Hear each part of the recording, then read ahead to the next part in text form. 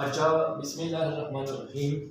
और dear students, आज हम एक्सरसाइज 1.1 का एक अनदर क्वेश्चन डिस्कस करेंगे जो है हमारे पास x into 3x, question 1 part number 6, x into 3x minus 5 equals to x minus 6 into x minus 7। अब इस क्वेश्चन में दिया गया है कि आपने इसको फैक्टराइजेशन से करना है, ठीक है। तो फैक्टराइजेशन से जब हम इसको सॉल्व करेंगे तो सबसे पहले हम इसका स्टैंडर्ड फॉर्म बनाएंगे। तो स्टैंडर्ड फॉर्म बनाने का तरीका ये है कि हमने सोल्यूशन में यहाँ पे ये जो x है इसको मल्टीप्लाई करना है, इस 3x के साथ भी 5 के साथ, तो ये इसके साथ भी मल्टीप्लाई हो जाएगा तो 3x स्क्वायर हो जाएगा, और यही x 5 के साथ भी तो ये 5x, ठीक है। अब यहाँ पे इस साइड पे हमने क्या करना है, x को x के साथ मल्टीप्लाई करना है, तो x मल्टीप्लाई x हमारे पास x स्क्वायर आएगा। इस तरह x को 7 के साथ जब मल्टीप्लाई करेंगे तो हमें 7x मिलेगा। फिर इस तरह आपने ये और ये मल्टीप्लाई किया, इसी तरह आपने ये 6 और x भी मल्टीप्लाई करना होगा, ये हो जाएगा। अब यहाँ देखिए, यहाँ पे भी माइनस है, यहाँ पे भी, क्योंकि 6 हम 7 के साथ मल्टीप्लाई करेंगे तो हमारे पास माइनस और माइनस है, माइनस इंटू माइनस से प्लस आएगा, और ये 6 टाइम्स 7 आपको 42 मिलेगा, ठीक है। अब इसको फर्दर सॉल्व करेंगे, क्योंकि स्टैंडर्ड फॉर्म बनाएंगे तो ये एज इट इज लिखेंगे यहाँ पे, और ये x square as it is. अब माइनस 7 के साथ जब माइनस 6 आएगा तो ये हमारे पास ऐड होके कंबाइन होके आपको माइनस 13x देगा, और ये 42 एज इट इज। अब चूंकि हमें स्टैंडर्ड फॉर्म याद है, वो है ax square plus bx plus c is equal to 0, right. अब इस फॉर्म को बनाने के लिए आपने इस राइट हैंड साइड, जो इक्वेशन का राइट साइड है, इसको आपने तमाम टर्म्स यहाँ पे शिफ्ट करके 0 करना है, क्योंकि स्टैंडर्ड फॉर्म में यहाँ पे 0 है, तो ये x स्क्वायर भी यहाँ शिफ्ट हो जाएगा। तो नेक्स्ट स्टेप हमारा ये रहेगा, यहाँ शिफ्ट करके माइनस एक्स स्क्वायर, ये 13x जब यहाँ शिफ्ट हो जाएगा तो हमारे पास प्लस 13, क्योंकि साइन चेंज हो जाएगा, ठीक है, और ये प्लस 42 हमारे पास माइनस 42 है, और वहाँ पे इक्वल टू 0, ठीक है। अब देखिए, ये 3x स्क्वायर से 1x स्क्वायर चला जाएगा, माइनस करेंगे तो हमारे पास आ जाएगा 2x स्क्वायर, क्लियर। प्लस 13 है और यहाँ पे 5 है, क्योंकि दोनों के साथ लाइक टर्म्स आपने देखने होंगे, ठीक है। लाइक टर्म्स का मतलब ये कि आपने x स्क्वायर को x स्क्वायर के साथ सॉल्व करना है और x को x के साथ। तो 13x से जब हम 5x को यहाँ से हटाएंगे तो हमारे पास रह जाएगा 8x प्लस 8x, और ये minus 42 as it is equal to 0 as it is. अब यहाँ फर्दर देखें, अब हम इसका फैक्टराइजेशन कर सकते हैं, 2 को 42 के साथ मल्टीप्लाई करेंगे, लेकिन याद रहे यहाँ पे देखिए आपके पास ये 2, 8 और 42 तीनों एक टेबल में मौजूद है।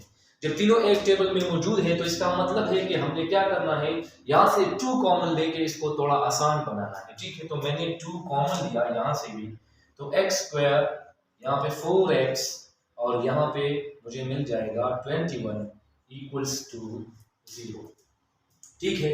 अब हमने क्या करना है, इस 2 को यहाँ से खत्म करना है, तो डिवाइड 2 ऑन बोथ साइड्स। 2 को आपने दोनों साइड्स क्या करना है, डिवाइड करना होगा, तो 2 यहाँ भी डिवाइड हो जाएगा, x square plus 4x minus 21 is equal to 0 divide by 2। अब 2 के साथ कैंसिल, तो हमारे पास नेक्स्ट स्टेप आ जाएगा, x square plus 4x minus 21 is equal to 0। याद रहे, जब मैथमेटिक्स में आपके पास 0 बाय सम नंबर हो, एक रियल नंबर हो, तो 0 बाय 2 से आपको 0 मिलेगा।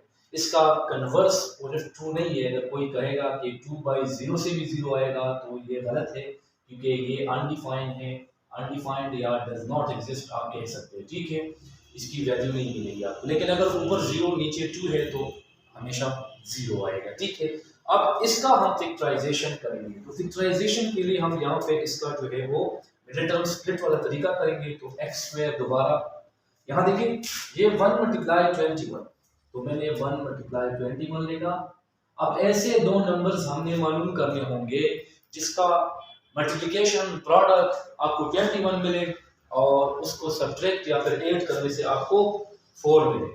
तो मैंने लिखा 7 मल्टीप्लाई 3, तो हो जाएगा 21। अब 7 से 3 सब्ट्रैक्ट करेंगे तो हमें मिलेगा 4। इसका मतलब है कि हम 4x, इसके साथ भी x लगाए, ये रफ वर्क में करना, ठीक है, साइड में, और इसके साथ भी x लगाए, तो इसका मतलब ये बना कि 4x की जगह आप 7x माइनस 3 लगा सकते हैं। इसके साथ x लगाने से आपको ये मिडिल टर्म स्प्लिट मिल जाएगा। ठीक है, तो मैंने लिखा प्लस 7x माइनस 3x और फिर माइनस 21 एज इट इज और equal to 0 as it is, और ये हिस्सा आपने मालूम कर लिया। अब देखिए यहां से हम x कॉमन ले सकते हैं, तो मैंने x कॉमन किया तो मुझे x प्लस 7 मिलेगा, और यहां से हमने माइनस भी कॉमन किया और 3 भी कॉमन किया, तो मुझे मिलेगा यहाँ पे भी x plus 7 and this is equal to 0। अब x प्लस 7 दोबारा कॉमन करेंगे तो मुझे मिलेगा x minus 3 and this is equal to 0, right. अब जीरो फैक्टर प्रॉपर्टी अगर आपको याद हो तो मैंने कहा था जब दो नंबर्स का या फिर दो फैक्टर्स का प्रोडक्ट आपको जीरो मिले तो इसका मतलब है या तो ये जीरो है या फिर ये जीरो, या दोनों भी हो सकते हैं। तो मैंने लिखा x प्लस 7 इक्वल टू 0, यहाँ पे और लगाएंगे x minus 3 equal to 0 by zero factor property. यहाँ पे रीजन लिखा करें, ठीक है, जीरो फैक्टर प्रॉपर्टी से हम ये, ठीक है, क्लियर है। अब 7 को वहां शिफ्ट करता ताकि आपको x की वैल्यू मिल जाए, तो हमारे पास ये माइनस 7, 3 को वहां शिफ्ट करे तो हमारे पास x बराबर 3 हो जाए। ये दो वैल्यूज आ गए, ये हमारा क्या है, इसका जो सॉल्यूशन है, रूट्स है, वो हमें मिल गए। आपने इसको एक सेट में लिखना है, तो सॉल्यूशन सेट हमारा बन जाएगा -7 और दूसरा है 3, दिस इज आवर आंसर। अगर कोई वेरिफिकेशन करना चाहता है तो आप यहां पे भी पुट कर सकते हैं, लेफ्ट और राइट बराबर बनाने के लिए आप इसमें भी पुट कर सकते हैं, ठीक है, क्योंकि ये इक्वेशन इसी से आया है। इसमें आप पुट करेंगे तो 0 होना चाहिए, इसमें पुट करेंगे तो लेफ्ट और राइट बराबर आना चाहिए, ठीक है। तो आप वेरिफिकेशन कर सकते हैं, हालांकि पेपर में वेरिफिकेशन जरूरी नहीं होता, बस आपने स्टेप्स का ख्याल रखना है कि वो ठीक हो, ठीक है। ये था हमारा फैक्टराइजेशन का तरीका। अच्छा स्टूडेंट्स, इसके बाद हमारे पास दूसरा जो क्वेश्चन है इस एक्सरसाइज से, वो है कंप्लीटिंग द स्क्वायर मेथड। तो याद रहे कंप्लीटिंग स्क्वायर के कुछ स्टेप्स है, क्योंकि हर एक क्वेश्चन आपको फैक्टराइजेशन पे वो सॉल्यूशन नहीं मिलेगा, आप फैक्टराइजेशन पे उस पे अप्लाई नहीं कर सकेंगे, क्योंकि कुछ फॉर्मूलेज वहां पे ऐसे नहीं बनेंगे जिससे वो फैक्टराइज हो जाए, मतलब प्रोडक्ट फॉर्म में कन्वर्ट हो जाए। लेकिन हमारे पास कंप्लीटिंग स्क्वायर ऐसा एक तरीका है क्वाड्रेटिक इक्वेशन सॉल्व करने के लिए कि उससे आपके पास हर एक क्वेश्चन जो कि क्वाड्रेटिक हो वो सॉल्व हो सकता है, ठीक। तो कंप्लीटिंग स्क्वायर का मतलब यहाँ पे देखिए हमारे पास मैथ्स में एक फार्मूला है जो कि a plus B whole square a square plus 2ab plus b square. ये 2ab आप बाद में भी लिख सकते हैं, b स्क्वायर को पहले लिखे, कोई बात नहीं, ठीक है। तो आपके पास एक फार्मूला ये बना, दूसरा ये है कि आपने क्लास 9th में इसको पढ़ा है, this is another formula. Completing square का मतलब या तो आपके पास इस क्वेश्चन में ये फार्मूला बनेगा या फिर ये बनेगा, राइट। अब यहां देखिए हमारे पास ये क्वेश्चन है, हमें ये क्वेश्चन दिया गया है, पेपर में बताया गया है कि आपको कंप्लीट स्क्वायर से इसको करना है, ठीक है। अब अगर हम कंप्लीटिंग स्क्वायर करेंगे तो क्या तरीका करेंगे, तो कंप्लीटिंग स्क्वायर के लिए आपके पास कुछ स्टेप्स हैं, वो स्टेप्स मैं यहाँ पे क्वेश्चन में समझा देता हूँ ताकि आपको यहाँ से क्लियर हो जाए। स्टेप्स लिखने की जरूरत नहीं है, क्योंकि यहाँ पे स्टेप्स आपने क्वेश्चन पे अप्लाई करके याद करके इसको सॉल्व करना है, ठीक। अब ये क्वेश्चन है, सबसे पहला स्टेप याद रहे जहन में, अगर आप लिखना चाहते हैं तो साथ साथ नोट करते जाएं कि सबसे पहला स्टेप ये है कि आपने इक्वेशन को स्टैंडर्ड फॉर्म में लिखना होगा कंप्लीटिंग स्क्वायर के लिए। जबकि कोई भी क्वाड्रेटिक इक्वेशन आप सॉल्व करेंगे तो उसके लिए आपने क्या करना होगा, उसको स्टैंडर्ड फॉर्म में पहले लिखना होगा। तो मैंने स्टैंडर्ड फॉर्म में लिखना है इसको, तो ये ऑलरेडी स्टैंडर्ड फॉर्म में है। तो एक स्टेप अगर पहले से क्वेश्चन में हो चुका है, उन्होंने वो करके दिया है, तो आपने उसको वहां पे देख के छोड़ना होगा कि यार ये ऑलरेडी स्टैंडर्ड फॉर्म में है, तो इसका स्टैंडर्ड फॉर्म में कन्वर्ट करने का क्या मतलब, ये तो ऑलरेडी स्टैंडर्ड फॉर्म में है, x स्क्वायर फिर x है फिर कांस्टेंट, ठीक है। इसके बाद दूसरा स्टेप, आपने x स्क्वायर का जो कोएफिशिएंट है, कोएफिशिएंट का मतलब x स्क्वायर से जो पहले नंबर है उसको 1 करना होगा। कंप्लीटिंग स्क्वायर के लिए आपने उसे क्या बनाना होगा, 1। अब यहां देखिए इस क्वेश्चन में आपके पास ऑलरेडी 1 है, x स्क्वायर से पहले आपको 1 मिल रहा है, ठीक है। तो हमारा दूसरा स्टेप भी कंप्लीटिंग स्क्वायर का जो है वो यहाँ पे हो चुका है, ठीक है, पहले से क्वेश्चन में क्लियर है। अब क्या मतलब है, फॉर एग्जांपल अगर आपके पास एक क्वेश्चन इस तरह है,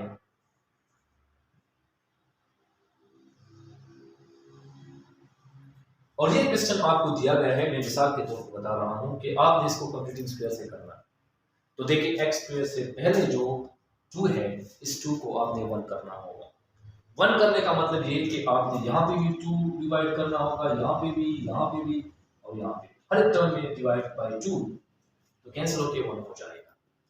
तो इसका मतलब ये बना कि हमने दूसरा स्टेप क्या करना है, एक्स स्क्वायर का जो कोफिशिएंट है उसको 1 करना होगा, वो ऑलरेडी 1 है। थर्ड स्टेप हमारा क्या है, थर्ड स्टेप को देखिए, यहाँ से ये खत्म कर देता हूँ। थर्ड स्टेप हमारा ये है कि आपने क्या करना है, इस कांस्टेंट टर्म को शिफ्ट करना है। तो मैंने क्या किया सोल्यूशन में, थर्ड स्टेप हम करेंगे x square plus 6x minus 40 is equal to ये कांस्टेंट टर्म को शिफ्ट करेंगे। तो 40 को शिफ्ट करेंगे तो हमारा जो राइट हैंड साइड पे ये शिफ्ट हो जाएगा, तो ये प्लस 40 हो जाएगा। क्लियर। अब कंप्यूटिंग स्क्वायर के लिए चौथा जो स्टेप वो बहुत इंपॉर्टेंट है, ठीक है। इंपॉर्टेंट का मतलब कि इससे आपका जो ये क्वाड्रेटिक इक्वेशन है वो कंप्लीट स्क्वायर हो जाएगा। तो वो क्या है, वो ये है कि आपने एक्स की कोफिशिएंट को देखना होगा। तो एक्स का जो कोफिशिएंट है वो 6 है।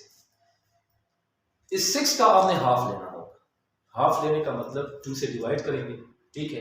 तो 6 का हम हाफ बनाएंगे, मतलब x से पहले जो नंबर भी होगा यहाँ पे कोफिशिएंट उसको हमने हाफ करना होगा। हाफ करने का मतलब 2 से डिवाइड करेंगे, जो चीज आएगा उसको स्क्वायर करके दोनों साइड इस इक्वेशन में ऐड करना होगा।